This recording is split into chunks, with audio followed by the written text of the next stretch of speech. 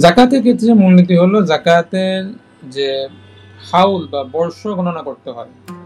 জাকাতযোগ্য সম্পদ যখন নেসাবে উপনীত হয়, তারপর দ্বিতীয় ধাপ হলো এই নেসাব বা এই ন্যূনতম জাকাতযোগ্য সম্পদের উপর 1 বছর অন এভারেজ পূর্ণ হওয়া, তারপর আমি এর জাকাত আদায় করব। এই 1 বছর পূর্ণ হওয়া একে বলা হয় জাকাত বর্ষ বা হাউল। এটি কোন বর্ষ? আমাদের সমাজে দুটি বর্ষ বেশ প্রসিদ্ধ, একটা সৌরবর্ষ, একটি চন্দ্রবর্ষ, সোলার ক্যালেন্ডার এবং লুনার ক্যালেন্ডার। জাকাতের ক্ষেত্রে হলো লুনার ক্যালেন্ডার বা চন্দ্রবর্ষ বিবেচিত হয়ে থাকে।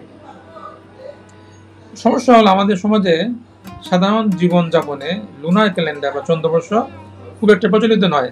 মানুষ, অফিস, আদালত, বিভিন্ন জায়গায় মূলত সোলার ক্যালেন্ডার বা সৌরবর্ষ, জানুয়ারি, ফেব্রুয়ারি এগুলো দিয়ে হিসাব নিকাশ করা হয়। এদিকে দেখা যায় যে চন্দ্রবর্ষ হলো চন্দ্রবর্ষের তুলনায় সৌরবর্ষ প্রায় 11 দিন বেশি।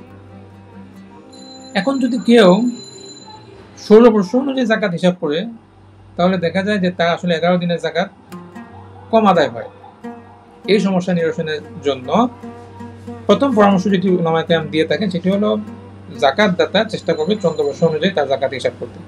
দ্বিতীয় পরামর্শ, যদি সেটি সম্ভব না হয় তাহলে সেক্ষেত্রে সৌরবর্ষ অনুযায়ী জাকাত আদায় করতে পারবে, তবে সেক্ষেত্রে জাকাতের আদায়ের যে হার সেটি 2.5% না হয়ে 2.577%, বা মুফতি তাকিউদ্দিন আহমেদুল্লাহ বলেন যে 2.6% এই হারে জাকাত হিসাব করবে।